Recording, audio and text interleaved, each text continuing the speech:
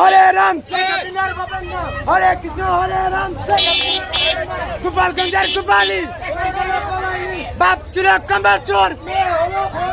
বাপ ছিল কম্বল চোর মোদিজির বিছানা শেখ হাসিনার ঠিকানা শেখ হাসিনার ঠিকানা হরে কৃষ্ণ হরে রাম